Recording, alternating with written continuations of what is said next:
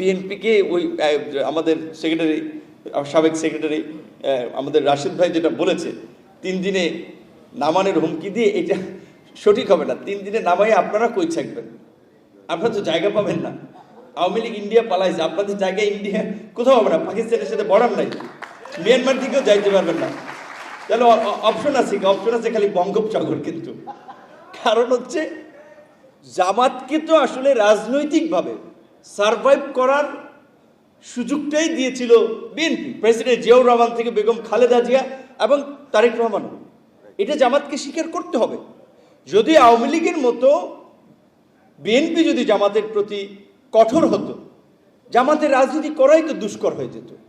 বিএনপিকে সবসময় ট্যাগিং নিতে হয়েছে ইন্টারন্যাশনালিও, যে বিএনপি জামাতের কর্মকাণ্ডের দায় বিএনপিকে অনেকখানি নিতে হয়েছে। তারপরেও বিএনপি যেহেতু বাংলাদেশের জাতীয়তাবাদ ইসলামী মূল্যবোধে বিশ্বাস করে, সেই জায়গা থেকে তারা জামাতকে নিয়ে দীর্ঘদিন রাজনীতি করেছে।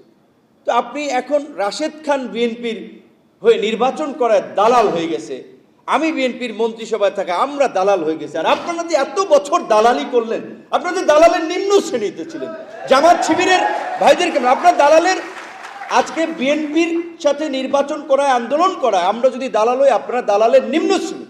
একজন সংসদ সদস্য পার্লামেন্টের তার সহকর্মী নারী সদস্যের বেশভূষা, তার দেহের মানে বর্ণনা দিচ্ছেন, সেও একজন পার্লামেন্ট সদস্য। কোথায় দিচ্ছেন? ওয়াজের মাঠে। ওয়াজের মাঠে এটা বক্তব্য। এইটা কি ইসলামের সৌন্দর্য না ইসলামের বাণী?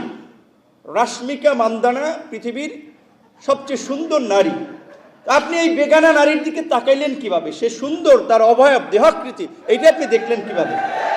এই সমস্ত ভণ্ডামি এবং এই সমস্ত মানুষগুলো ইসলামকে বিতর্কিত করছে, ইসলামের নামে রাজনীতি করে আপনার মানুষকে বিভ্রান্ত করছে। এই বিষয়ে আমাদের সতর্ক থাকতে হবে।